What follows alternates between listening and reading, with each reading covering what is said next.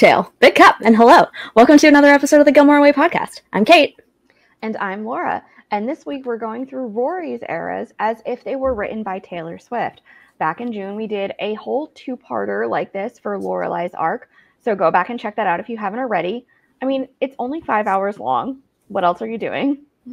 But it was probably that lengthy because we did go over our Swiftie fandom within our personal lives and make connections between Taylor and Lorelai before actually jumping into lyrical analyses. So again, if you're a T-Swizz fan, go back and watch that. This week, we're going to kick it off focusing on Rory and her tie-ins to Taylor's lyrics. We're going to do this in a two-parter as well. Part one, which is what you're watching now, will start with Rory's high school bows through the end of her first year at Yale. And then in part two, we will be doing the Logan years and touching on her relationships within the revival. Indeed. So if you weren't here last time, basically how this goes is we come up with a playlist as if it were like songs that are representative of snapshots of moments in time for the characters. We're just going to do lyrical analyses of the songs to the extent that we feel they connect to Rory. We think that it'll add some fun layers of understanding or just interesting ways to think about different moments in the show. So yeah, especially as it pertains to the romantic entanglements, because that's sort of Taylor's entire wheelhouse. Using her lyrics to tell the stories, to expose emotions, to analyze their states of mind. And honestly, I said this last time, but a big reason that I want to keep doing these is because I think that Amy Sherman Palladino would hate it. But we love you, Amy. Don't hate us. Before we continue on any further, this is also your blanket spoiler warning that we will be talking about all 7 seasons of Gilmore Girls and all 4 parts of the revival. So if you haven't seen those, go back and watch them. And we honestly don't know why you haven't caught them already. Also, fair disclaimer that cats do come to our house pretty frequently these days. At least one of us has one that resides here 24/7. So if you do hear any cat noises, we make no apologies for that. They may even show up on screen, but we're here for it, and we hope you are too. Also, please remember to do all of those YouTube things for us. Please like this video, subscribe to our channel. It is one click, and it really does help us out. And if you are a T-Swizz fan, you should know that her lyrics can get pretty explicit at times. There are, some curse words and some profanity within it. So it can get, again, a little bit dicey. This is not a PG episode, so to say. So if you have kids in the room, maybe send them out. But know that profanity is within the lyrics. It might come up in some of the things we say. So fair warning for that as well. Indeed. There's at least one lyric that comes to mind. I think, if you're looking at the screen right now, you might get a hint at what's to come. And if you're only listening by audio, shame on you. Anyway, you're missing my sequin blazer if you're not looking at the screen. All right. So are there any connections between Rory and Taylor that you can come up with that you think would inform this discussion? Like, is there any overlap or parallel? I know we came up with some for Lorelai, but what about Rory? I think it was just seeing 2 young people, and specifically even Taylor was younger than Rory was when she was making a major life change and starting this new venture. But they had drastic life shifts as adolescents. Rory was going to a new school. She was not dropping out, but migrating from Stars Hollow High to Chilton, putting herself into a whole new pool of students and peers, not knowing what that was going to be like, not knowing if she was going to be successful within her academics, not knowing what her social engagements were going to be like. And I think that was probably really terrifying for somebody like Rory because she's not, your raging extrovert. So I'm sure there was a lot of anxiety there surrounding that. But this was probably even more pronounced for Taylor as well, who was a preteen, early teen, starting to perform at local outdoor concerts, getting record deals, even in her high school years, getting signed to labels and starting to put out albums and doing all of these tours and doing all of these shows. So not exactly in an identical way, but both of these women, these young women, were facing really significant life shifts. And it's interesting to see how they have both dealt with them, especially even going into their 20s and 30s, and how Rory has handled that in the revival, with how her life has changed. But even just knowing what we know about Taylor Swift as a real life human being and not a fictional person, seeing how she has adapted to fame and how she handles that, considering she's probably, I mean, I think you could make the argument to label her the most famous person in the world right now. Yeah. I think she unquestionably is at this point. Yeah, it's fair warning. This episode, like the playlists that we came up with for Rory are even longer for Rory than they were for Lorelai. And that's because, you know, both of them kind of start out at 16 and go into their 30s. And it's almost like we're growing up alongside both of them. And Taylor's music kind of speaks to Rory's arc a little more than Lorelai's, because it's that sort of teen angst, first boyfriend, first breakup kind of connection. And then the maturation through relationships and the looking back on old relationships as well, which she does a lot in her most recent albums. And yeah, both of them are actually both very exceptional and precocious kids as well, just sort of uber talented and sprung into challenge and change quite early, kind of picking up on what you said. So yeah, there's some definite parallels there that we can see. And then my other question before we hop into the playlist itself is, what do you think Rory would think of Taylor Swift? I think she would have a really predominant opinion that this girl is overrated. And I think that you would see that probably within Rory and Lane, even though Lane is not really the topic or focus of this part of like this conversation tonight whatsoever. But Rory's never been the person, and neither is Lorelai, to go and just be absorbed and just, you know, I'm a Swiftie, I'm a little monster for Lady Gaga, you know, I'm a Brit stan for Britney Spears. They're not diehards for like the biggest of pop stars in that way. Their musical tastes are a little bit more nuanced and granular.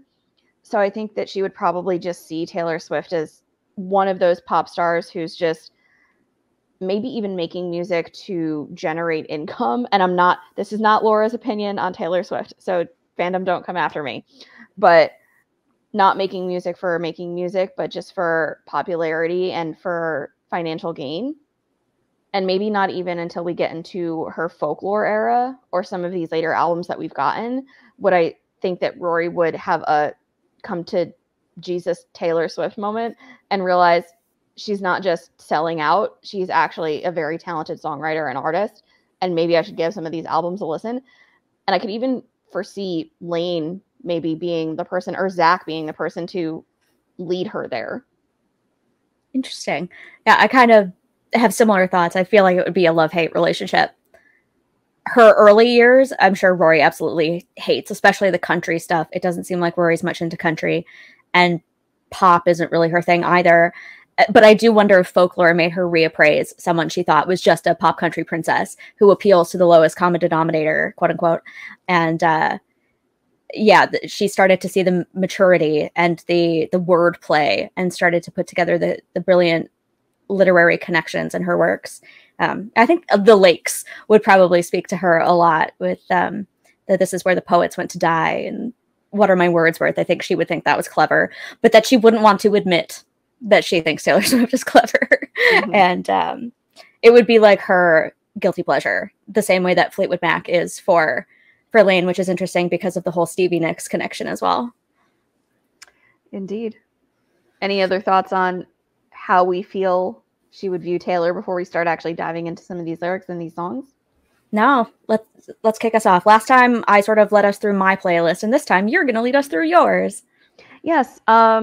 There is some overlap. We did have some deviations that we will address, but we're trying to get through this as efficiently as possible.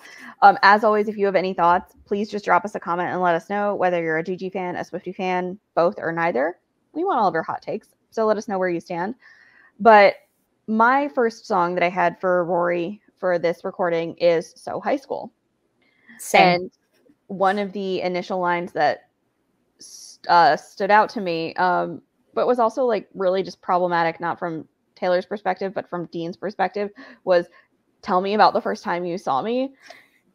And it just makes me think of like Dean just being like, "I've been watching you. Like, you can read like it's no one's business. Like a guy's nose can get broken playing football and there's blood everywhere and you're just in your book. And I get what Taylor's trying to say here, where it's like, well, I want to know when you first noticed me. When was that first time that you had like a desire or a motivation to want to get to know me better? But it just had me laughing, thinking about how much of a creeper Dean Forrester was, just in admitting to Rory, like, I've been watching you. I see you everywhere. That was exactly my notes, essentially, for that line. I was like, pilot. And, kind of going on the early days of their relationship as well. The line, I want to find you in a crowd just to hide from you, kind of gives me Cinnamon's Wake vibes. The coy hide and seek of it all. And her consistently running away from him, even though she does like him. Yep. And then I also just thought, again, just amusing with Dean just being like, oh, Dean, what are you doing? Like, but the whole, like, get my car door. Maybe open the door to the car that you built for me, which I then declared my love for, but not you. Yeah, and the door falls off, and she's like, no, leave it. I like it like that. I love the car.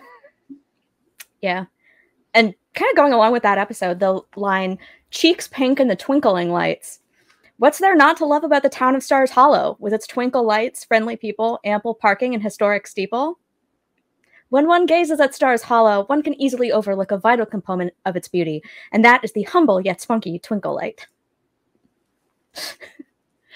Stars, hollow. Stars, hollow. Yeah.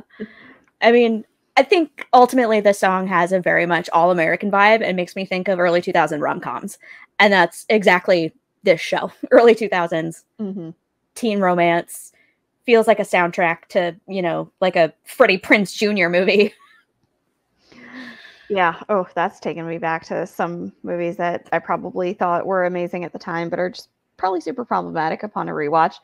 But another lyric that stood out to me was, you know what you wanted, and boy, you got her. Dean, even, again, problematic with the just honing in on Rory, like, at least, like, he knew, like, he liked what he saw, and he made an effort to go get it, and he succeeded in the relative short term until, spoiler alert, the breakup happens. We'll talk about it. But I can commend him for just noticing the good qualities of Rory and how she probably differed from a lot of the other girls in Stars Hollow who are maybe just, I don't want to generalize, but, more in tune with fashion and with how I look and, who am I dating? Is my boyfriend like, the quarterback on the football team? And Rory was probably, well, she was a departure from all of that, but I think that maybe that was something that Dean probably saw and appreciated. And so again, he knew what he wanted and he went after it and he got it. Yeah. And of course, we can't forget or skip over the line, you know how to ball, I know Aristotle, the intellectual and the jock. Yeah. Oh, I mean, hockey, but it counts. Well, like, he would play basketball with his, like, remember when he almost hits her in the head with a basketball when she's mad at Lane and her mom, and she's just sort of like moping on the steps of Stars Hollow High? Yeah. He's more than just hockey, but yes. Well, yeah, but not your typical, like, I think when I think of jock, I think of your arrogant, like, American male teenager. And Dean was not that so much, which I can also give him credit for. He didn't start out that way, but he kind of ended up that way by the end. They sort of, turned him into every 2000s heartthrob, essentially, instead of making him the cool guy in the leather jacket from Chicago. Yeah. But yeah, I think that was a really good way to, like, that song to me just stands out as to Rory's foray into the dating world. Bittersweet 16, you're getting your first boyfriend, you're finding out what you're going to like, what you're not going to like, what you're going to put up with, what you're not going to tolerate. And I'll echo what has been, said in the show. Dean was a really good first boyfriend for her. And it just felt like this was the first, like, it was just a good first high school relationship for her to have. Yeah. I have one more, like, fun fact on this before we move to the next song. And it's the line, it's true square. Can't talk already. This is a good sign. Great. It's true swear Scout's honor. And it reminds me of when Rory goes to the door of the Forrester's house and Clara answers and she pretends to be a Girl Scout. And on top of that, the actress who plays Clara, her real name is Scout Taylor Compton. Yes, indeed. Fun facts. Fun facts. Yeah. Yep. My next one kind of pretty much goes into the de-evolution of this relationship, so to say, because in the show they're together for a good chunk of time, at least. But I feel like there are so many songs that highlight the downfall of their relationship. So I just want to start getting to those right off of the bat. One that is like a good, I think, transitive song between when their relationship is good and when it's bad is The Story of Us, which is the second one that I have. Because the lyric starts out saying, you know, they'll, and in this case, I think, you know, Stars Hollow will tell the story of us. Because I think, you know, people like Miss Patty, Babette, Luke, you know, everyone in town was looking at this relationship and maybe saying like, Rory's such a good kid. You know, Luke is a handsome young man who has just moved to this town. He's working at Dosey's. He seems like he's responsible. You know, what a good, cute, sweet pairing and matchup. Like, I bet their kids are going to be gorgeous. And it's like, that's, you know, hold your horses, folks. They're still teenagers. But I understand the mentality or the mindset behind that lyric and putting forth that sort of notion as if to say, like, they're just a really cute couple. And had they gone the distance, I feel like there would have been, you know, decade where it's like you look back on it and just say like, oh, they were just, you know, always so cute. And let's tell the story of Rory and Dean and how they grew up and got married and had kids and ended up in Stars Hollow and, you know, lived and died here. That's not what ends up happening. But this song eventually gets into that as well, because The Story of Us is about how a relationship flounders and then ends up failing. And these two people within the relationship all of a sudden don't know what page they're on. Yeah. My list has the song in a slightly different place than yours. I had one more before this because there's a song that I think reminds me of the scene in the car when they break up. And this makes me think of the fallout of the breakup as we're sort of going through the end of season 1. You know, I used to know my place was the spot next to you. Now I'm searching the room for an empty seat because lately I don't even know what page you're on. Oh, a simple complication. Miscommunications lead to fallout. So many things that I wish you knew. So many walls up I can't break through. Now I'm standing alone in a crowded room and we're not speaking. And I'm dying to know, is it killing you like it's killing me? And that makes me think of Love, Daisies, and Troubadours when they're at the town meeting. You know, sometimes they would go to town meetings and sit together. And now she sees him across the room and she has to find a seat away from him. And it's kind of a spot she decides to say something, even though she can't say it directly to him. She uses it as an opportunity to sort of like express herself. And it makes me think of the line as well. I tell you I miss you, but I don't know how. I've never heard silence quite this loud. Yeah. And I love how at the end of each individual stanza, essentially there's like, not in everyone, but then all of a sudden it's just like, boom, next chapter. As if to say, we are moving on here, folks. We are not going to stay, you know, solidified in this relationship when it is not going well. We're going to keep going and we're going to keep going and we're going to keep going. And then by the end of the song, it's just not even next chapter. It's just the end. Mm-hmm. Yeah. Oh yeah. I forgot that I have the whole quote from that town meeting. Because sometimes you have something you need to say, but you can't because the words won't come out, or you get scared, or you feel stupid. So if you could write a song and sing it, and then you could say what you need to say, and it would be beautiful, and people would listen, and you wouldn't make a complete idiot out of yourself. But all of us can't be songwriters. So some of us will never be able to say what we're thinking or what we want other people to know and that we're thinking. So we'll never get a chance to make things right again, ever. And also, there's the line in there that says, say what you need to say. And I'm like, John Mayer, are you cribbing from Gilmore Girls? Dear John, don't you know 19's too young? Anyway. Yeah, ooh. That's something to look into for sure in terms of, wow. But yeah, just with the next chapter and even the end, it just makes me think even to the dance marathon, which is, you know, a little bit later down the line, but the relationship is not going well. It's on its last leg once you get to the point of that dance marathon. But that's where it's like the story of us might be ending soon.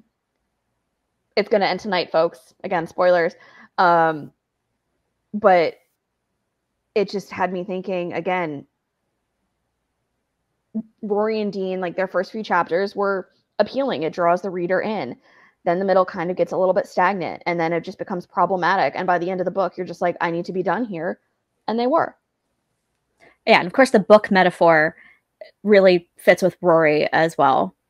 And I don't know what to say since the twist of fate when it all broke down, and the story of us looks a lot like a tragedy now. Next chapter. How'd we end up this way? See me nervously pulling at my clothes and trying to look busy, and you're doing your best to avoid me. That is so them. And yeah, it did kind of look like a tragedy there for a couple episodes. And the story did not have a happy ending, even though it wasn't the ending. At least not yet. Not yet. But that's everything that I had for the story of us. Anything else about that particular song? No. All right. We are going to move on to Forever and Always, which kind of just continues on with the, this is the Titanic. Our relationship boat is sinking. And it just makes me think not even so much of Rory in this episode, but more of as if this song were like Dean speaking to Rory and saying things like, were you just kidding? What was this entire relationship? Because I've put a lot into this and I've been vested in it, but all I see is just your eyes wandering towards Jess and looking another way.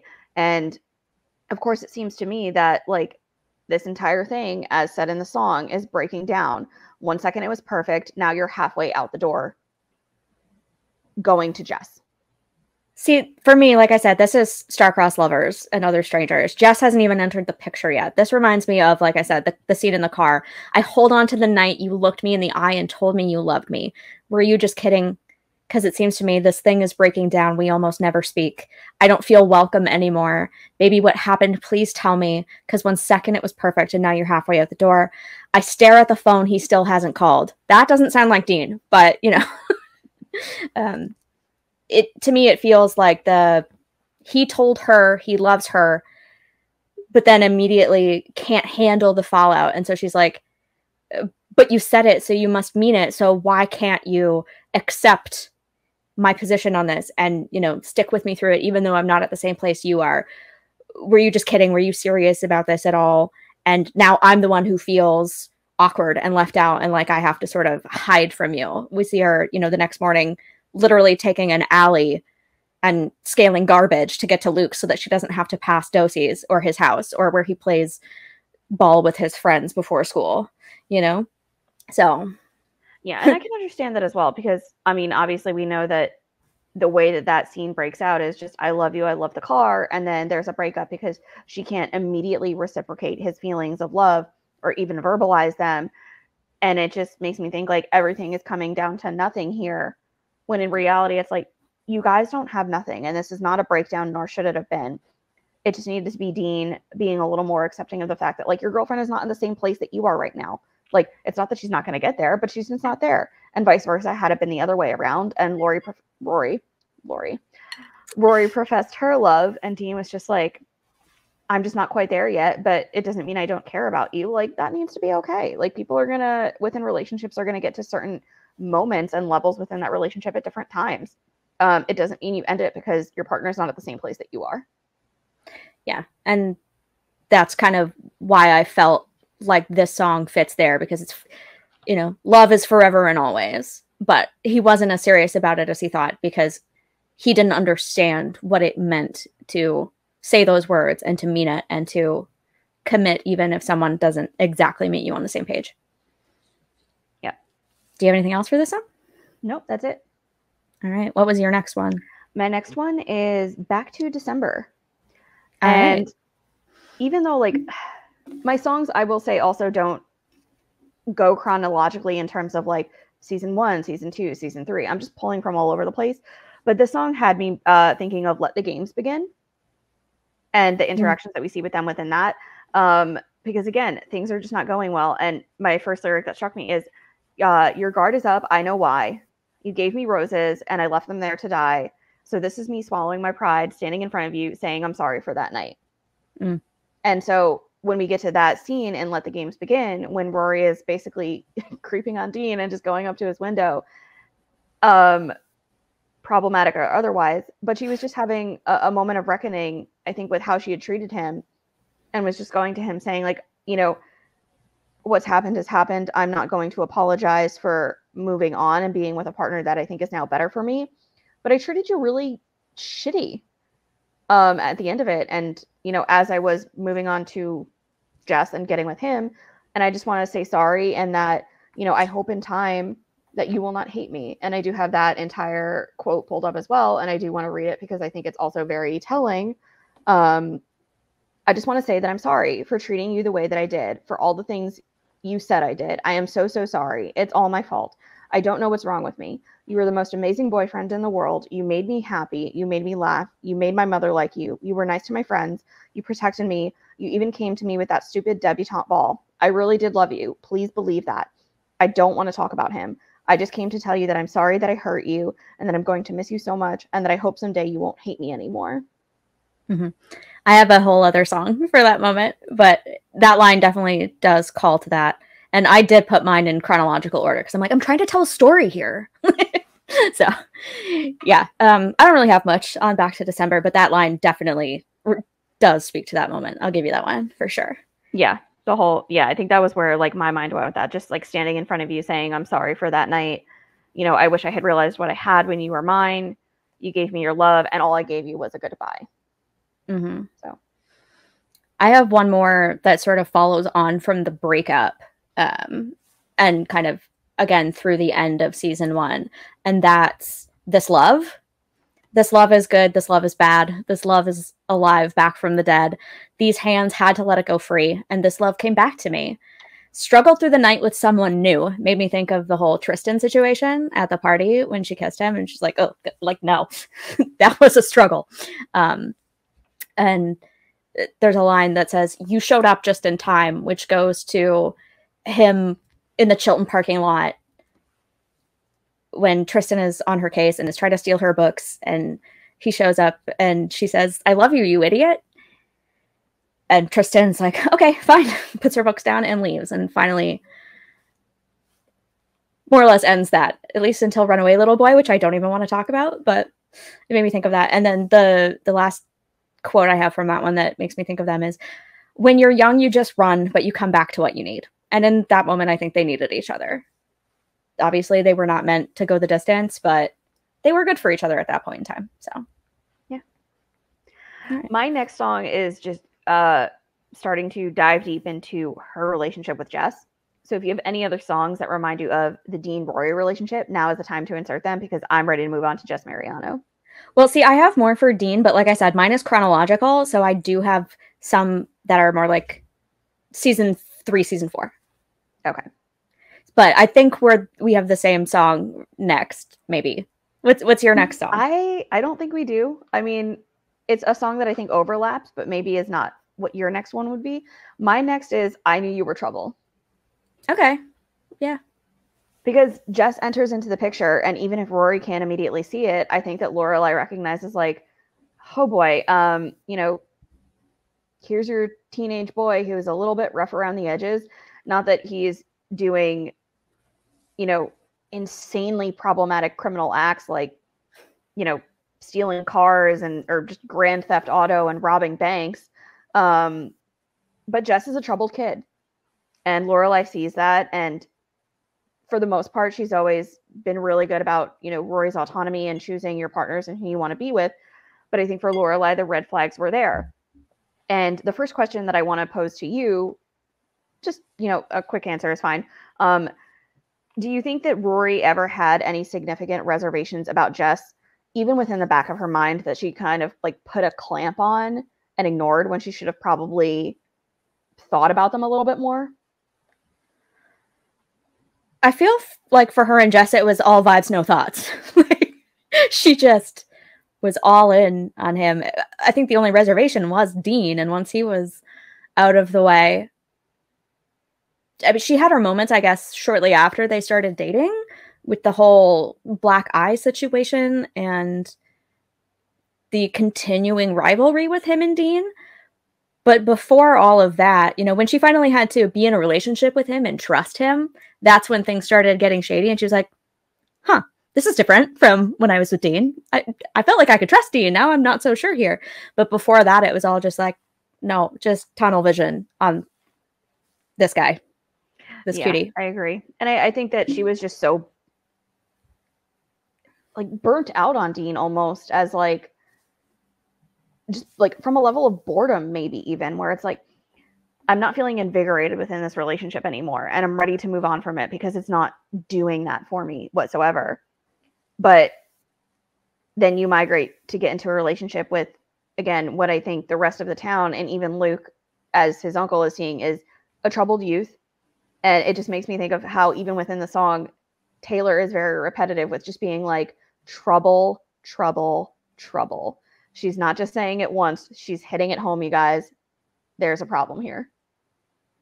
It's true. This song was on my list from the get-go. I moved it around a few different times and ended up landing with it sort of around the beginning of season 3, actually. So not when he first comes on the scene, which is, I think, where I originally had it. And the reason I put it a little bit later was, like, obviously we knew he was trouble, and she might have started getting some of those vibes. But it was, I guess you didn't care, and I guess I liked that. And when I fell hard, you took a step back without me.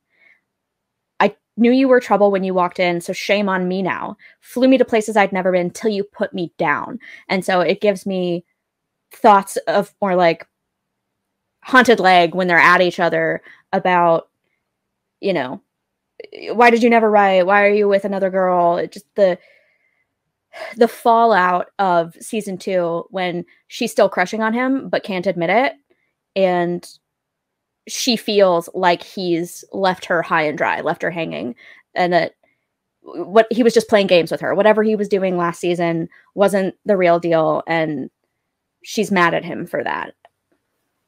Yeah. Joke is on me. Yeah. And the saddest fear comes creeping in that you never loved me or her or anyone or anything. Yep, that was the final lyric I had for this one as well. Yeah. He got her alone. He cornered her. She was in his sights. She was ignoring the red flags.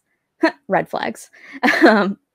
But the blame is on her now because she let herself, yeah, there you go. Yep. She let herself fall prey to it. He had a hold on her, but then he put her down. I mean, granted, she put him down too because she chose Dean in the end there. But yeah, it just, the whole thing made her pretty vulnerable. So that's why I sort of put it more towards beginning of season 3 when they're mad at each other. Fair enough. Anything else with that one before we go to our next? No. Okay.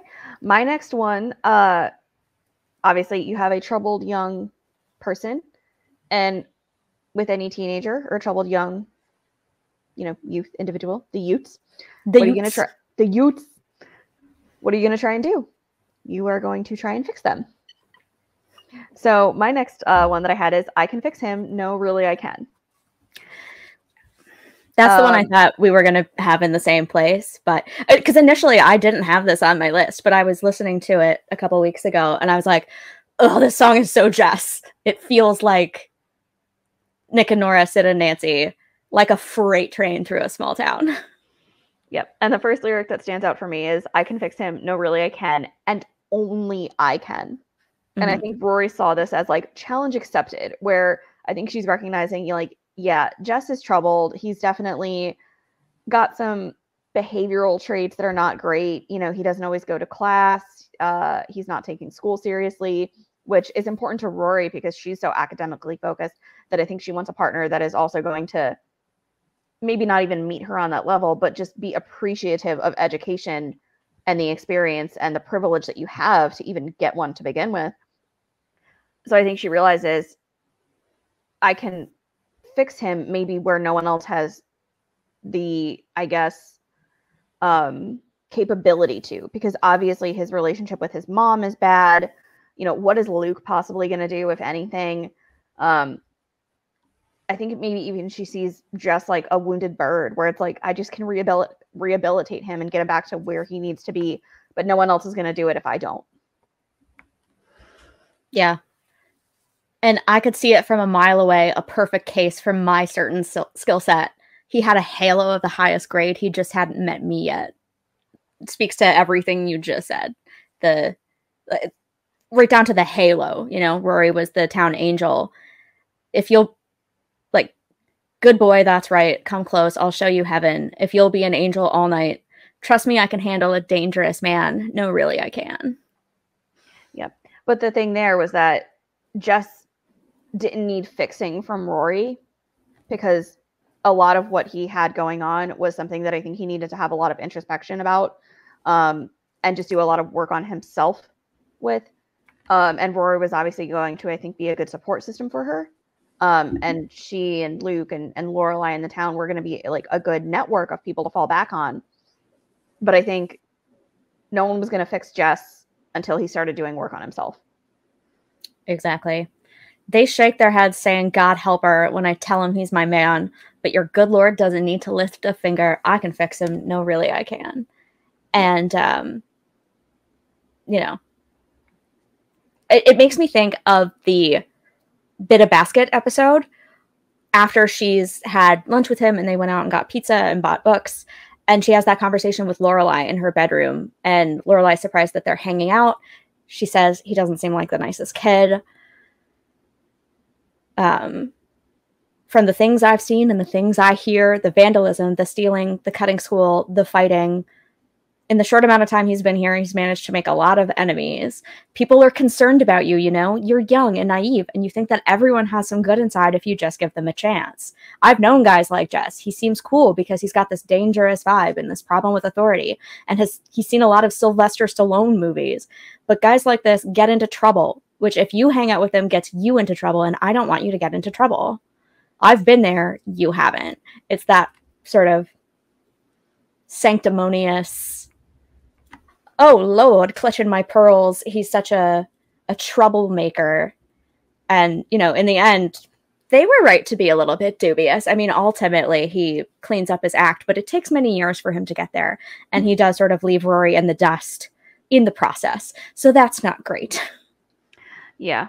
And my final thought on this one is just, again, going back to what I said about how I think Jess needed to do some work on himself. You know, maybe falling in line with the whole cliche. And I hate this cliche. I actually personally hate it, but I'm going to say it anyway. Like, you know, you need to be a better you before you can be a better you within this relationship, you know, and just do that. I think it was also just about Rory realizing maybe like, oh, well, maybe I can't. Yeah. I love that the last song is Taylor being like, whoa, maybe I can't. Yeah. And my last line that jumped out at me from this particular song was, his hand so calloused from his pistol softly traces hearts on my face. And I think that sort of speaks to how he is softer around Rory. He's more vulnerable with her. He's got this bad boy image and he wants to put that out to the world, but he, you know, traces hearts on her face. So not only is she the only one who can fix him, but she's the only one who he softens for and thinks of like this. She's the only one he would change for to begin with, which gives her the delusions that she can fix him. Yep. Agreed. My next one, and again, is not as chronological as I think your list was. I guess my brain kind of like pinballed with these songs a little bit more. But my next one is You Belong With Me. See, again, I put that at the beginning of season 3. Because I think for all of the trials and tribulations that Rory and Jess had within their relationship, at least at that point in time with where they were at as late teens, I think Rory was very much in the mindset of, Jess belongs with me.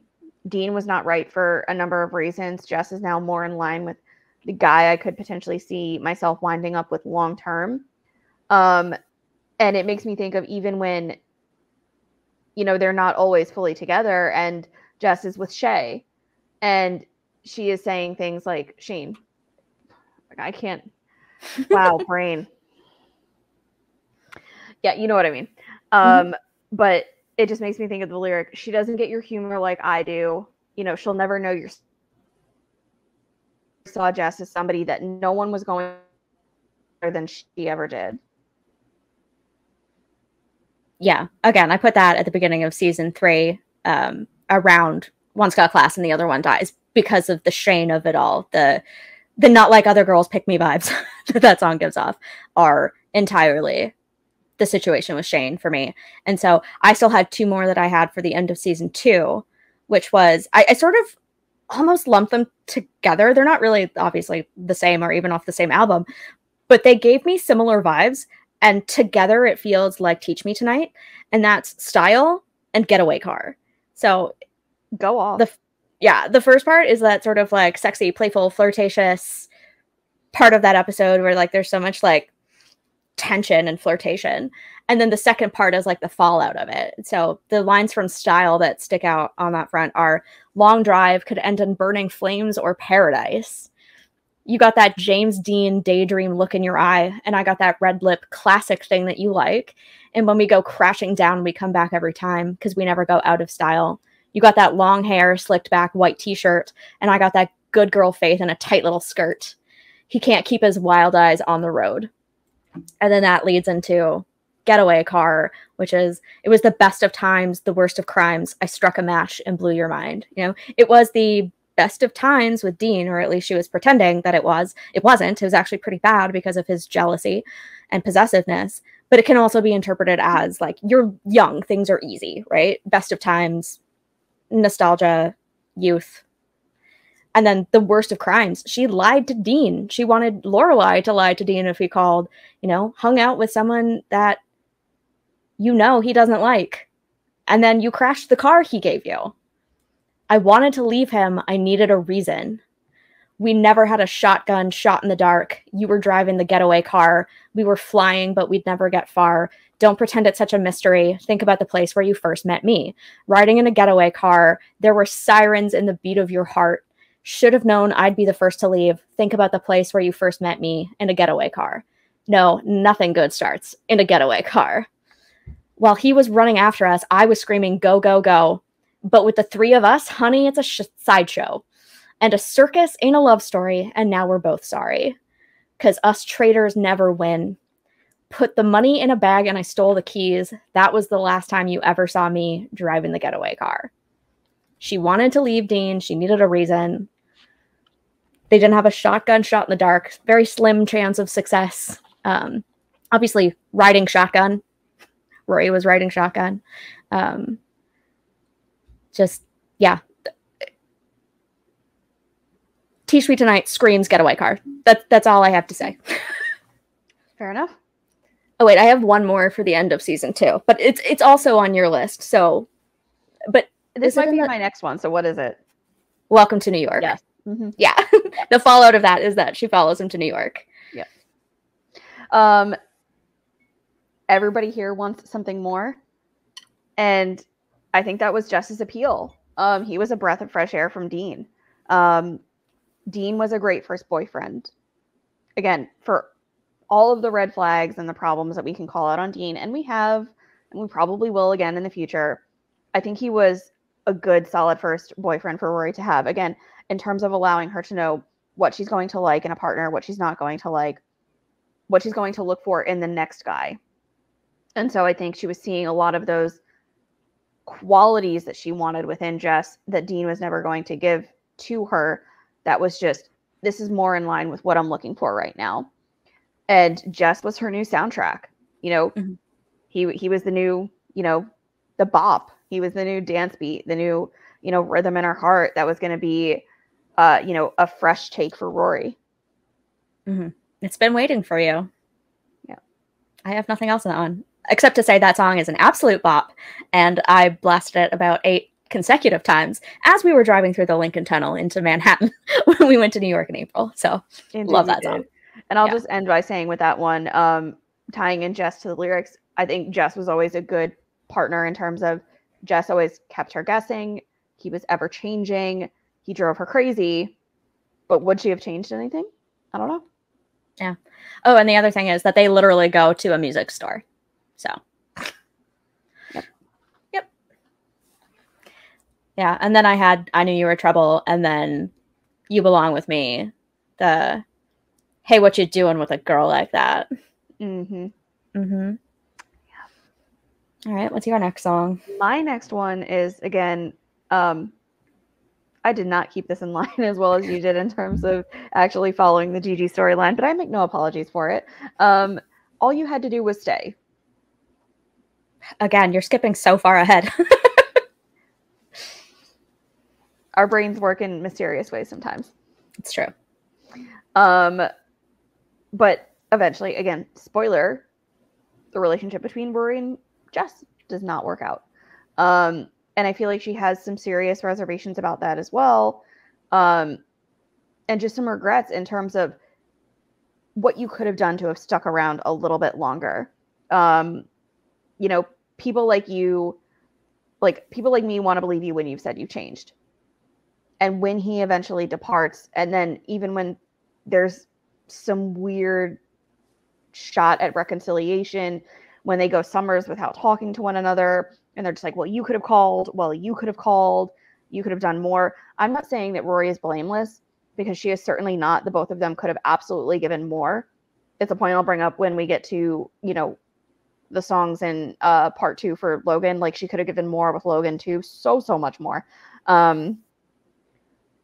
But I can understand Rory just thinking Jess could have done more work on himself for just self-betterment. And don't tell me that you changed when you're just falling back into your old bad habits time after time again. Yeah. I feel like you skipped quite a far ahead. Like, when we were going through our lists earlier, like, we kept our notes separate. So, like, she kind of knew what my list was, but I didn't see her list until today. And there were a bunch of songs I had on my list that she chopped without a second thought.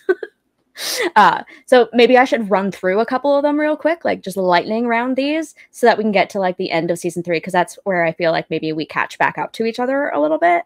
I'll explain why I had like 5 more songs on my list for like this middle part of season 3.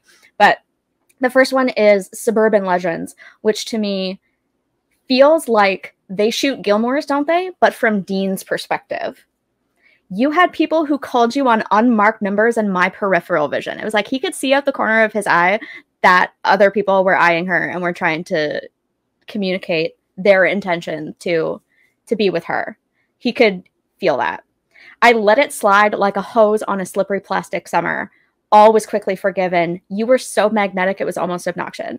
It's like what he says to her, like, you know, like, I've seen it, and I'm not going to ignore it anymore. He let it slide until now, but now he's done. He's out. I didn't come here to make friends. We were born to be suburban legends. And you kiss me in a way that's going to screw me up forever. I had the fantasy that maybe our mismatched star signs would surprise the whole school. When I ended up back at our class reunion walking in with you, you'd be more than a chapter in my old diaries with the pages ripped out. That feels very much like the story of us, which is exactly what you were saying earlier. And, you know, everybody's telling the story of these two lovebirds like it's, you know, a love for the ages, like it's a fairy tale, and it's not. Instead, it's more like a chapter in my old diary that's been ripped out now. I'm standing in a 1950s gymnasium and I can still see you now. Like, literally, this happens in a gym. Mm-hmm. We were born to be national treasures. When you told me we'd get back together and you kissed me in a way that's going to screw me up forever. Tick-tock on the clock. I paced down your block. I broke my own heart because you were too polite to do it. That feels like, you know, 24-hour dance marathon, watching the clock. And he breaks his own heart because she couldn't bring herself to break up with him. So he's just like, nope, I'm out. Oh, and here's one that was an audible that I threw in like literally earlier today that you had no idea about. Fresh Out the Slammer. I did not know about that one. Yeah, no, this was a last minute addition, kind of like last time when I added one to Lorelai's. I don't remember which one it was. But yeah, Fresh Out the Slammer. I know who my first call will be too. Rollin' Thunder, He Don't Understand Me. Splintered Back in Winter, Silent Dinners Bitter. Handcuffed to the spell I was under for just 1 hour of sunshine. Years of labor, locks and ceilings, in the shade of how he was feeling, but it's going to be all right. I did my time. It's very much that like, oof, I've been stuck in this relationship for way too long and now I'm free. And I know who my first call is going to be to, and it's going to be to Jess. Jess is the one who ultimately goes to her, but it was something I was listening to earlier and I was like, yeah, no, this feels like when they finally break up. in season 3, and it's like, ooh, I'm out of jail. The cage has been opened. That's fair. Yeah. I mean, I can understand why that would be your first call. Yeah. And then I put happiness on, which is another one you chopped. This is the one that reminded me of Rory going to Dean in Let the Games Begin. Honey, when I'm above the trees, I see this for what it is. You know, there's not a lot of perspective on the situation yet, but she is literally up in a tree. But right now, I'm down in it. All the years I've given are just things we're dividing up. I was dancing when the music stopped. Once again, literally, she was still dancing with him when he stopped the dancing, and it left her feeling awkward and embarrassed. They weren't in harmony anymore, and he cut ties. And in the disbelief, I can't face reinvention. I haven't met the new me yet. This is a big turning point in her young life. She's about to reinvent herself with a new love and a new life path as she explores heading off to college. And neither of them have met the new her yet. And it's sort of like foreshadowing for season 5 when they do get back together, and that doesn't go so well because the new her and the regular Dean don't jive anymore. There'll be happy. Thank you. There'll be happiness after you, but there was happiness because of you. Both of those things can be true. I hope she'll be your beautiful fool who takes my spot next to you. There'll be happiness after me, but there was happiness because of me. Both of those things, I believe, there is happiness. I can't make it go away by making you a villain. I guess it's the price I paid for 7 years in heaven. Now I get fake niceties. No one teaches you what to do when a good man hurts you, and you know you hurt him too. All you want from me now is the green light of forgiveness. And then I too had the whole quote of the, you know, I didn't want to ring the doorbell because your mom was going to answer, and the apology, you know, everything that you said earlier kind of fits with this song for me too. And then, oh, you cut I Know Places, which for me feels like Korean Thanksgiving. When Rory is struggling with the PDA of the new relationship in the small town. You stand with your hand on my waistline. It's a scene and we're out here in plain sight. I can hear them whisper as we pass by. It's a bad sign. Something happens when everybody finds out. See the vultures circling dark clouds. Love's a fragile little flame it could burn out. Because they got the cages, they got the boxes and guns. They are the hunters, we are the foxes, and we run. Baby, I know places we won't be found, and they'll be chasing their tails trying to track us down, because I know places we can hide. And it reminds me of the whole conversation they have where Rory says we shouldn't flaunt it. It doesn't feel right. I promise we can kiss secretly. Stuff like that.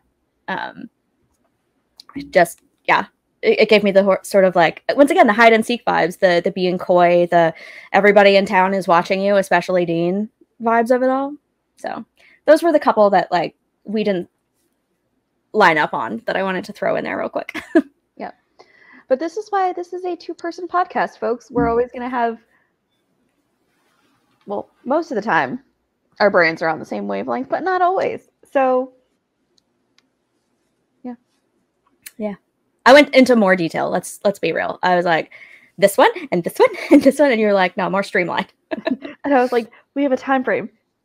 Yeah. Judicious. Indeed. Last time we didn't really have a timeline, and this time we're like, okay, we're keeping ourselves a little more in check. Yeah, maybe another reason why this is like a good balance, though. Yeah, indeed. Just checks and balances within this podcast. Yeah.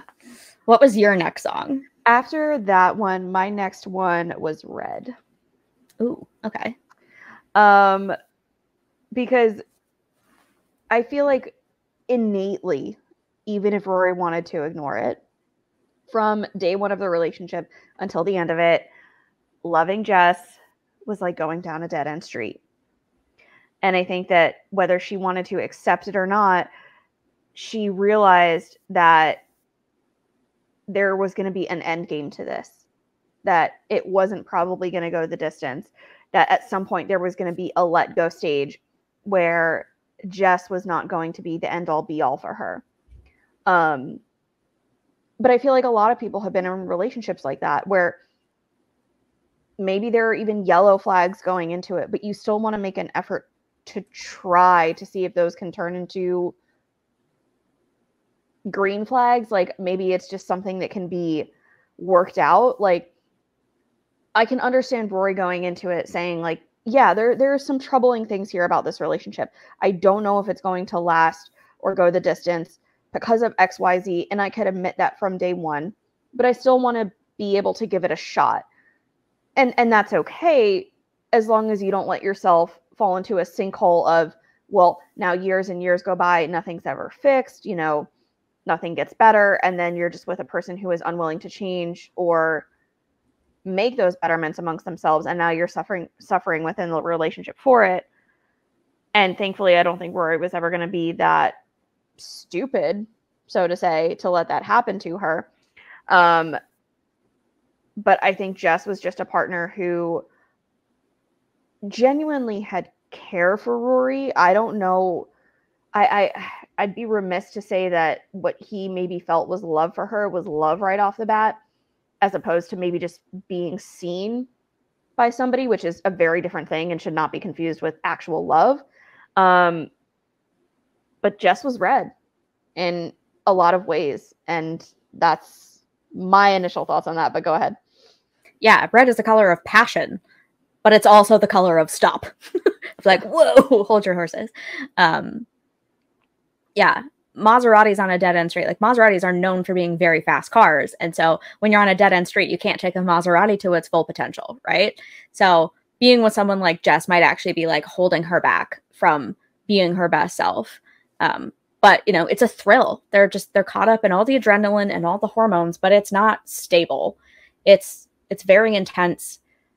It's not sustainable. It's not balanced. It's too fast paced.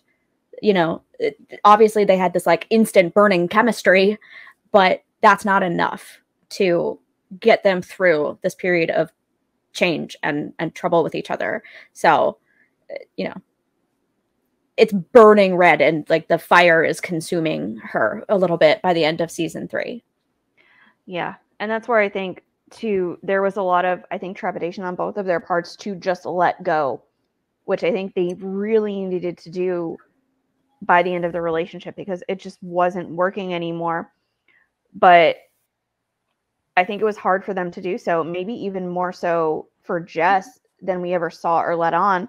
Because again, Rory was essentially, aside from Luke, really the silver lining and all he had within Stars Hollow. Like, she was what he had going for him. You know, I think within each other, like, you know, missing each other was going to be dark right all alone. And so loneliness is, I can admit, like, I think a scary thing for a lot of people. No one wants to have to be put in that position, but it's more dangerous to stay in an unhealthy relationship than it is to break it off and have to contend with that loneliness sometimes. Yeah. I love so many of the lines in this song. I have so many of them highlighted here. Memorizing him was as easy as knowing all the words to your old favorite song. Fighting with him is like trying to solve a crossword and realizing there's no right answer. Regretting him was like wishing you never found out that love could be that strong. Remembering him comes in flashbacks and echoes. Tell myself it's time now, gotta let go. Moving on from him is impossible when I still see it all in my head in burning red. Damn it, Taylor. Man, 2012 was a good year. Actual fire lyrics right there. Literal actual fire. Red was such a good album. It was. Chef's kiss. Mwah. Anything else about Red? I don't think so. Okay.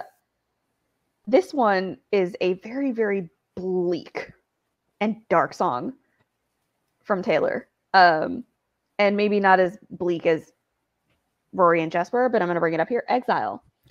This is one of my favorite songs from Taylor. I don't know where it falls exactly on my tier list, but it's a god tier song. Like, I don't know exactly my order because it's so hard. It's like picking a favorite child, but Exile is so damn good. Would you care to tell us why and or some of the lyrics that initially stand out to you as to why this is just a bleak song, but a total banger from Taylor? I mean, I basically have this whole thing highlighted because it's just so perfect and so good. I think the reason I personally love it is just, one, Justin Vernon's voice is incredible in this. It's just, they sound amazing together. And I love the bridge where they sort of go back and forth, and it's like they're having a conversation with each other. Mm-hmm. I love it when songs do that, and you can have those like beautiful harmonies. And I love the imagery of this. Like, you feel like you are in this fight with these people, and it really does feel almost like you're in Dean's head after the breakup with Rory. This is like the mindset that I have, is like that I can see you stand in honey with his arms around your body, laughing, but the joke's not funny at all. Like, he has to see them around town and he doesn't like it. He feels like he's the butt of the joke, and like their whole relationship is a joke. It took you 5 whole minutes to pack us up and leave me with it, holding all this love out here in the hall. You know, he's the one who's left with the baggage. She just gets to move on, and he still has love for her, but his frustration and anger and hurt just takes over. I think I've seen this film before. I didn't like the ending. They watched a lot of movies together. They broke up before. You can see the end as it begins. Yeah. And then just, you're not my homeland anymore. Like, you're not my go-to at the end of the day anymore. You're not going to be the person that I call when I had a tough day at school or a tough day at work, or I'm crying, or, you know, just upset about something. Like, I can't talk to you anymore because I don't feel like I have that rapport with you anymore. I can't trust you to be that safe person and that safe space for me. And I echo what you said. I can see this whole thing just playing out in my mind, just a couple who's just, you know, fighting amongst just tears that are like burning their eyes, and just, you know, throwing your stuff out the window and throwing all of your personal things out into the hall, and just being like, just get out. And the anger and the pain just seeping into your core all at once. Brutal in terms of the picture that Taylor is painting here.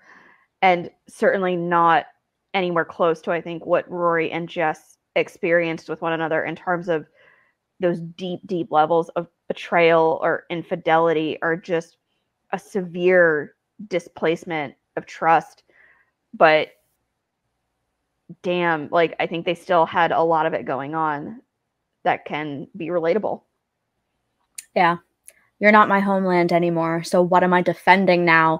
You were my town. Now I'm in exile, seeing you out.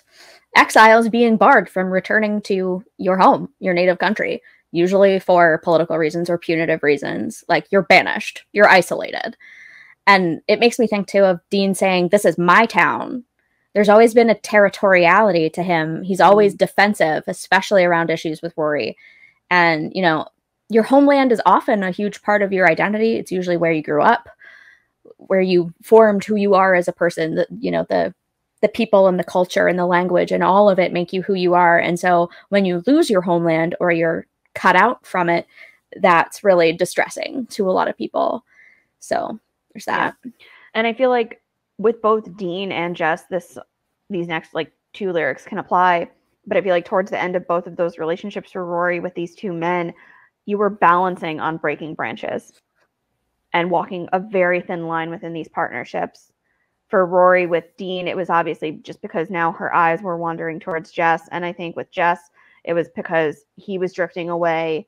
She was recognizing that she was probably going to be going off to school, maybe didn't necessarily want to be tied down, was going to have all of these other opportunities start being opened up to her. You know, could Jess fall in line with that? And could he, or would he even want to, you know, continue to, you know, be put on the back burner necessarily if he needed to, for the purpose of her academia and for what Yale was going to be able to offer her. And so I think they were just skating on she was skating on very thin ice. All of them were towards the end of those relationships. And so a follow-up question I want to ask you with regards to one of these lyrics, but specifically with Jess, there's a line in the song that says, like, I gave you so many signs. Did Rory and Jess adequately see the signs with one another towards the end of their relationship in the way that they should have? No, especially not Jess. Like, Jess just lived off in Jess land where nothing was ever a problem. He just did what he had to do. And I mean, I get it. That's partly a trauma response, you know, just survival mode, doing what it takes to get by, not really thinking about the bigger picture or maybe how he's hurting other people with his actions. But no, just no. The end of season 3 was a disaster. He was an unmitigated disaster with her. Neither of them saw this properly. But like I said, for me, this song is more Dean than it is Jess. Like, you know, I can see you stare at Honey like he's just your understudy, you know? Dean looks at Jess like he's not the lead in Rory's romantic story. He's just a replacement. He's just filling in, killing time. You'd get your knuckles bloody for me. Like, they're gonna fight each other. We know this to be true. But going to what you were just saying, second, third, and 100th chances. She did put up with a lot from Dean. She gave him a lot of chances and did everything to hold them together, even when he was being intense, possessive, jealous, cray-cray, calling her like 14 times in one day, not letting her breathe or do anything by herself, not giving her her space, respecting her boundaries when she said she wants a night to herself. Red flags, right? And yeah, balancing on breaking branches. 1, great alliteration. 2, it just shows the lack of stability that they had in their relationship. And the eggshells that Rory always felt like she had to walk on with Dean. Who am I offending now? You are my crown. Now I'm in exile seeing you out. I'm not yours anymore. You don't need to fight for me. And Rory is sort of the town princess. She's the ice cream queen of Stars Hollow. She's Stars Hollow royalty. And he was her prince consort, the shiny thing on her arm. And it's, you know, it's a symbol of her power and her authority in town. But now she's dating this other guy that people don't like as much. And she's like losing this status a little bit in town. And yeah, it's just one of many instances that Taylor uses royal imagery. There's King of My Heart, Castles Crumbling, New Romantics. Like there's so much of it and I love it. And it's just so perfect here. Crown, it's like I rule this town and whoever is on my arm rules with me. And Dean has lost that position. And Jess isn't ready to take up that mantle. And so Rory's relative authority starts to slip. Yeah. All very excellent points. And I will say, you know, if you're a Gigi fan, even if you're not a T-Swizz fan, just regardless, blanket statement, go listen to this song. It is just one of, if not the most heartbreaking, but beautiful songs that I think I have ever heard in terms of just the like lyrics that are put together and the vocals from you know, Taylor and Bon Iver. Just go listen to it. Like, this is not something that should ever be swept under the rug or disregarded. It's just a song worth listening to, even aside from drawing Gilmore Girls parallels or connections. Yeah, go listen to the first 5 songs of the Long Pond session on Disney+. It's a great way to spend about 30 minutes, truly. All the way through My Tears Ricochet, which is another one that, despite not being super duper relatable to me, especially right now, just emotionally devastates me every time. So, yeah. But anything else about Exile? Yeah, just like a little bit of the last couple of lines of that repeated bridge / outro. All this time I never learned to read your mind just makes me think of the, like, they were never on the same wavelength. Both Rory and Dean and Rory and Jess, never on the same wavelength. Jess was maybe a little bit better. They understood each other a little bit better than Dean understood her, but they still never truly matched Rory on that level. And it's that whole, like, you can never read someone's mind. And it's an unrealistic expectation that it feels immature here, where it's like, you never learn to read my mind. I never learned to read your mind. That's not what you should be focusing on here. But you absolutely make a good point that you're not on the same page here, guys. Mm-hmm. Couldn't turn things around because you never gave a warning sign. Again, so many warning signs. But the whole thing feels like Dean's anxious attachment with Rory. And it just, every time I listen to it now, I see Dean with his, like, angry mug in, you know, That'll Do Pig, staring at Jess from across the street. That's where my mind goes. Yeah, that's fair. Oh, Dean. Dino. Yep. My next song after Exile would take us into season 4. So if you have anything between now and then that I have asked that you know of, now I do. Yeah, I do. Yeah. I threw in So It Goes because once again, it kind of gave me Jess vibes. The all eyes on you, my magician. All eyes on us, you make everyone disappear and cut me into pieces. Gold cage, hostage to my feelings, back against the wall. And I'm like, more like back against the gazebo. Ayo. Ayo. Tripping when you're gone because we break down a little. And all the pieces fall right into place, getting caught up in a moment, lipstick on your face, so it goes.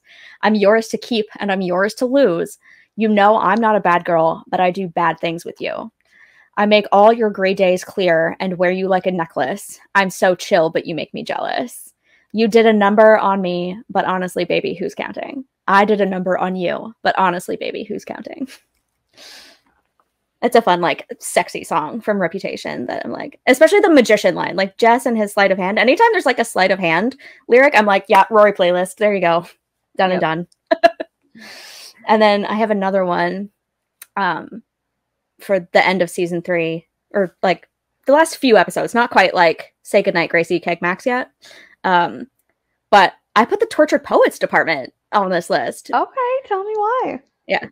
You left your typewriter at my apartment, straight from the Tortured Poets department. I think some things I never say, like who uses typewriters anyway? But you're in self-sabotage mode, throwing spikes down on the road. But I've seen this episode and still love the show. Who else decodes you, and who's going to hold you like me? And who's going to know you if not me? And that kind of goes back to the whole, I can fix them, no, really, I can. Obviously, they're from the same album. They're presumably written about the same person. I think we can deduce that. And it feels like this continuation of that theme of the, like, now we're together. And, you know, we've had troubles before. It's not anything new. I've seen the episode and I still love the show. So, like, you know, let me understand you. But there's also sort of a sarcasm to this song that I think plays nicely with Jess's whole attitude of, you know, just being kind of pretentious. And Jess absolutely seems like the kind of guy who would write on a typewriter. So of course I had to put this in here. But then obviously the chorus is amazing. I laughed in your face and said, you're not Dylan Thomas. I'm not Patti Smith. This ain't the Chelsea Hotel. We're modern idiots. And it totally tracks for me that Jess would be obsessed with all of the residents of the Chelsea Hotel. And I did a little bit of like research into it earlier. So obviously the Chelsea Hotel is where Sid Vicious, I'm trying to find a word that YouTube won't hate, unalived Nancy Spungen in that hotel. And there's an episode named Nick and Nora, Sid and Nancy. So there's that. And then I found a list, well, a partial list of at least a couple other interesting figures who visited or spent time there or lived in residence. And we have Mark Twain. I think he was a visitor, not so much a resident. Andy Warhol, who took a picture of Stan Zimmerman, full circle. Leonard Cohen, obviously. Sid and Nancy. Ethan Hawke, who makes a cameo in the Fortnite music video, who was in the Dead Poets Society. So yeah, there's a whole like connection with Tortured Poets and Gilmore Girls and some of the references here. But I love this song for the whole like, you're a disaster and a pretentious one at that, but like, I love you anyway. I've read this one where you come undone. I chose this cyclone with you. She made the choice to leave Dean and to get into a relationship with someone she knew was a little more volatile. At dinner, you take my ring off my middle finger and put it on the one people put wedding rings on. And that's the closest I've come to my heart exploding. That feels like something Jess would do. You know, it feels like making that promise and then not following through with it, leaving her hanging, making her feel special and wanted and loved, and then up and leaving, taking a bus out of town. Who's gonna hold you, gonna know you, gonna troll you? Rory. Yeah. All excellent points. Very well done, especially the extra research on Chelsea Hotel. I knew some of it. I didn't know all of that, but kudos. Yeah, thank you. Ooh, and then I put on Now That We Don't Talk, which makes me think of Keg Max. You went to a party. I heard from everybody. You part the crowd like the Red Sea. Don't even get me started. The crossing of the Red Sea is obviously a reference to Exodus.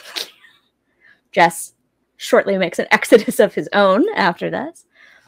Did you get anxious, though, on the way home? I guess I'll never know now that we don't talk. I called my mom. Yeah. She said it was for the best.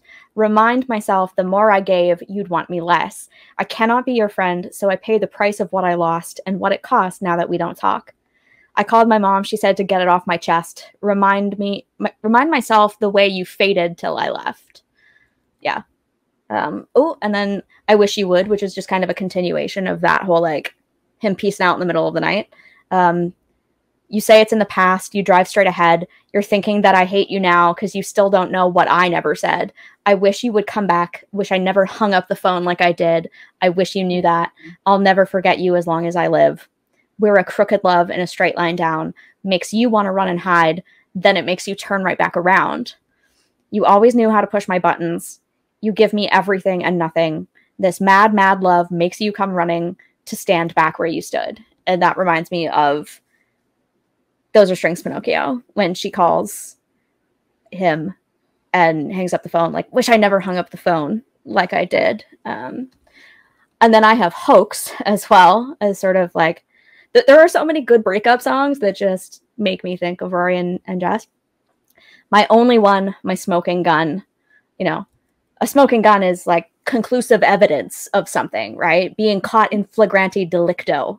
And, you know, him leaving was the crime, was the thing that she could see coming. She caught him kind of in the act. And it connects also to a lot of other songs on the Torture Poets department, which have made this list, including The Revolver and I Can Fix Him. This song didn't make the list, but it reminds me of Did You Sleep with a Gun Underneath Our Bed from The Smallest Man Who Ever Lived. Mm-hmm. A smoking gun could be like a warning shot, you know, shotgun shot through the heart. Your faithless love's the only hoax I believe in.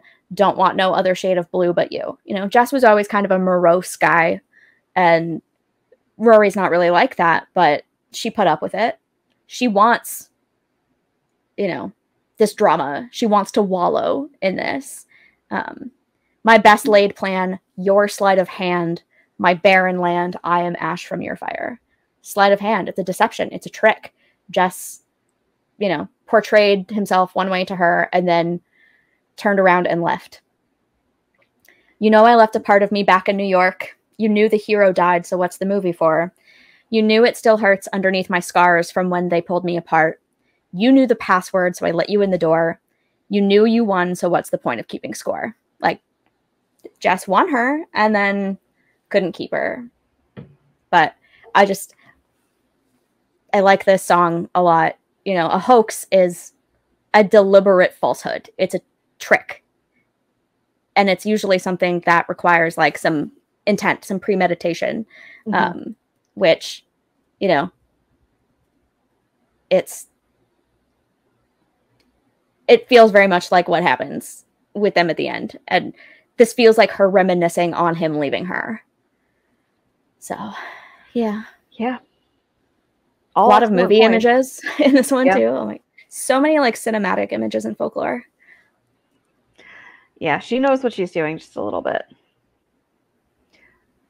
One of these days, it's going to come out that she was ghostwriting for this show the entire time. Yeah. And then I think my next one is more like season 4, but it's still kind of on the whole, like, Jess coming back to town thing. I don't know if this was on your list or not. I don't remember.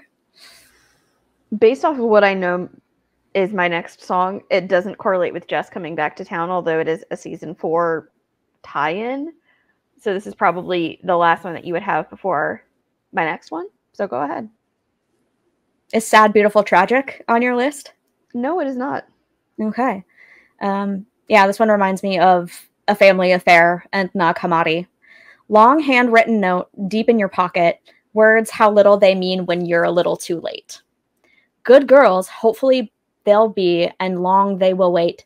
We had a beautiful magic love there. What a sad, beautiful, tragic love affair.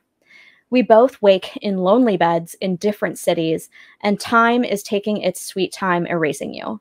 And you've got your demons, and darling, they all look like me. Which reminds me of Jess coming to town, and Gypsy's fixing his car, and he sees someone from behind that looks kind of like Rory, and Gypsy's like, that's not her. Yeah. Distance, timing, breakdown, fighting, silence, the train that runs off its tracks. Kiss me, try to fix it. Could you just try to listen? Hang up, give up. What a sad, beautiful, tragic love affair. Oh, and then I Had All You Had to Do Was Stay, which we already talked about. Yep. Had me in the palm of your hand. Why'd you have to go and lock me out when I let you in? Because we're stupid sometimes. Yep. Stupid. All right, what's your next song? I've been talking for a while. A place that I will actually be in 2 weeks from now. Florida is one hell of a drug. Oh, Florence, we love you. Yes, if you're watching this and we know that you are, come talk with us. Yeah. About Gilmore Girls or just about your own music, because we would just love to shoot the breeze with Florence any day of the week. Thank you and good night. Florence Welch is a regular viewer of the podcast.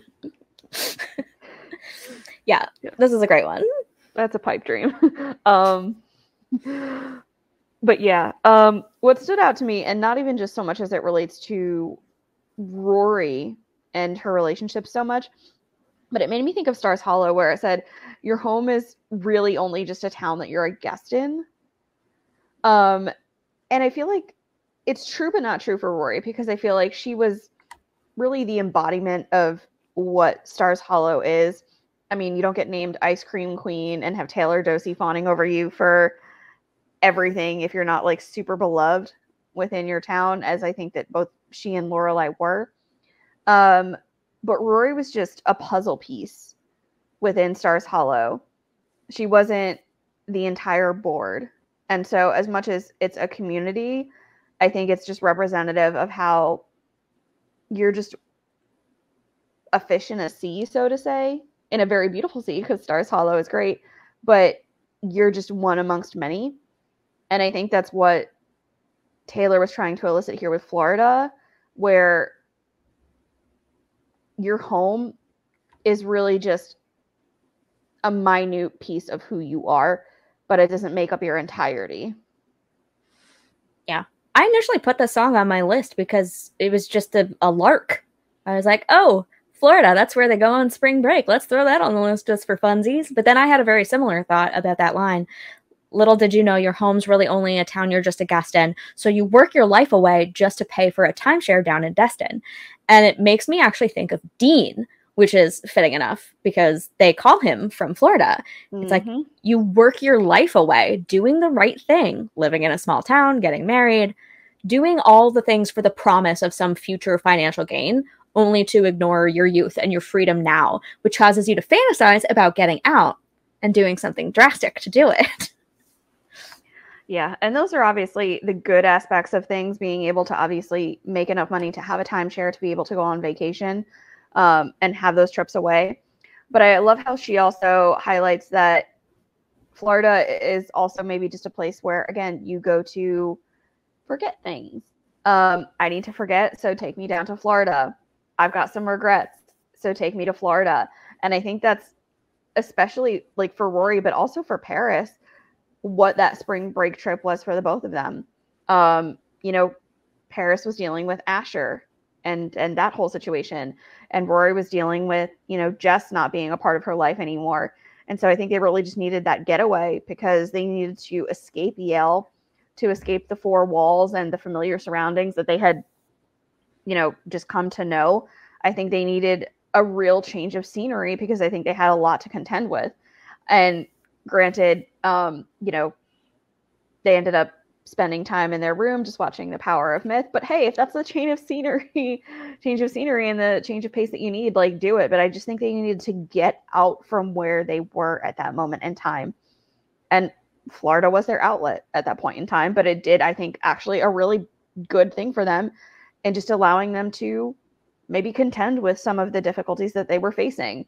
Kudos to Madeline and Louise. I love seeing them come back for it. But echoing what you said too, the phone call with Dean, I think it was just also voicing regrets and just maybe being able to fall back on somebody that you once trusted, who I think you still knew might be able to be there for you. There was just a lot about that was sweet, but also tie-ins to the song as well in terms of Florida being an outlet. Yeah, it's definitely a place to escape. Florida. I love the song. Tell me I'm despicable, say it's unforgivable. At least the dolls are beautiful. Fuck me up, Florida. That might be my favorite line from all of the Tortured Poets department. Fuck me up, Florida. Right there. I think that's the first swear word we dropped in this episode. We finally got there. But yeah, and just like a quick shout out to one of my other favorite lines from the song. So I did my best to lay to rest all of the bodies that have ever been on my body. Once again, chef's kiss. Just no notes. I love this song. This was one of the ones I was really looking forward to hearing when this album dropped because I love Florence so much. And I was not disappointed. Let's put it that way. I don't think we'll ever be disappointed by Florence. Let's be real. It's true. Do the Florida people know about you? Because Anita Bryant left this huge gap that has yet to be filled. Yeah. We'll say it, folks. One hell of a drug. Mm-hmm. If you didn't escape, it's probably the state to maybe go to. It has its flaws as well. Don't get too fucked up when you're there, okay? Also, banana eating contests are not for eating bananas. Thank you and good night. Yeah, don't do that when you're there either. You're a grown-up now, okay? I don't know. Maybe she was just feeling 21, 22-ish. I don't know about you, but... Yeah. That's all I have for Florida. Anything else for that one? No, that's it for me too. Yep. I know you had some others here. I kind of went down with Florida because the rest of I have kind of starts falling in line with more of Rory's college years. Logan, or well, we're already at her college years, but more like Logan and her other relationships. But I feel like you might have had some others that we can also touch on before we finish off part one of this series. I have at least one more on the Dean front, and it sort of is that end of season 4, beginning of season 5. So it's not a perfect, like, we're cutting off at the end of season 4. It was more like, let's do Dean and Jess, and then Logan was my thought. So that's why I was like, that seems like a good place to cut this. But the next one I had, which might be the last, stay tuned, is 'Tis the Damn Season. There's an ache in you put there by the ache in me, which reminds me of, Rory's kind of feelings of loneliness and reaching back out to Dean, her lack of a romantic relationship or this kind of support system, especially with her mom being so busy, causes her to reminisce about Dean, this person who was so much a part of her life and such a pillar of support for her in the previous years. And now she doesn't have anyone to fill that role. So it drags him back into drama with her because she keeps reaching out, Speaking of calling Dean from Florida, that sort of sucks him back in, I'm staying at my parents' house and the road not taken looks real good now. And it always leads to you in my hometown. That just screams Rory and Dean to me. And then there's one more stanza that makes me think of them too. Time flies, messy as the mud on your truck tires. Now I'm missing your smile. Hear me out. We could just ride around. And the road not taken looks real good now. And it always leads to you in my hometown. It always leads to you in my hometown. Just the repetition of that. It always leads to you. Just the consistently coming back to him. Yeah. I will say, I love that Taylor does that in her songs. Like, repetitiveness, I feel like, can bother some people. But I feel like, and I can understand why, because to an extent it can bother me as well. But she structures it within her songs to drive home a point without it being annoying. And so I think I can really appreciate that as well, not just with this song, but again, in other ones that we've mentioned, you know, Trouble, Trouble, Trouble, and I Knew You Were Trouble. But like, she just does it in a way where she's illustrating a point without making you hate her for bashing you over the head with it. I agree. And the other thing that she likes to do is kind of end a song where she began it. She does that several times where the first and last lines of the song are the same. And you know, you girls love a good full circle moment. Indeed, we do. Okay, that was my last song, and we are at an hour and a half. This is a miracle. Woo! Woohoo! A miracle on the order of loaves and fishes. Yeah, if you're watching this, we are actually very pleasantly surprised at ourselves right now because we envisioned this approaching 2 hours plus, and we did it in 90. So we're going to pat ourselves on the back for this one. Indeed. So that wraps us up for this one, but we're not done. Join us again next week as we do part 2 of this, as we've been alluding to throughout this episode. I have so many good songs for her and Logan and the revival as well. And I think you do too. So I'm looking forward to that. Will. I will say, I think there's probably going to be a week gap between part 1 and part 2 due to personal vacation schedules, but we will come back to it. So even if there's a week hiatus, part 2 will follow up part 1, if not the following week, at least the week after that. So it won't be more than 2 weeks. Right. I nearly forgot about that week in the gap, or week in the schedule. That's a gap. So, yeah. But that being said, if you're on your way out, don't forget to smash the like button. Drop us a comment. Let us know if there are any songs you would cut from this list, if there are any that we missed that you would add to this list. Remember that we're not totally done yet. But if you have one for Jess or Dean, drop it in the comments. Yeah. All of our information is in the description box below. If you want to find us on social media, or if you want to send us an email, that's all there. And, you know, most importantly, we're in August now. So we're like, what, 2 months out from a little something called FanFest? Maybe like, yeah, about 10 weeks. So, you know, coming in hot, folks. If you don't know the good word of the FanFest, we have included links to the website in our video description below. If you are a Gilmore Girls fan, this is the weekend for you. It is just the most blissful time that you can have. It brings together cast and crew from the show, but even, I would say, as importantly, just hundreds of diehard GG fans who are some of the most lovely and warm and welcoming people that you can meet. It is taking place October 18th through 20th in Guilford, Connecticut. There are literally only a few dozen tickets left available for this event, and it will sell out probably within the next few weeks. Don't sleep on getting one if you haven't already. If you have any questions about the event, shoot us an email. There's a link to the Facebook planning group also below where you can ask any questions that you may have there. But consider coming to this. We promise you will not be disappointed. I'm so excited. Yeah. Well, I think that pretty much wraps us up for this one. Stay tuned. Come back in 2 weeks. Join us for the capper on this conversation. And on that note, we'll see you 2 Fridays from now for dinner. Ciao. Bye.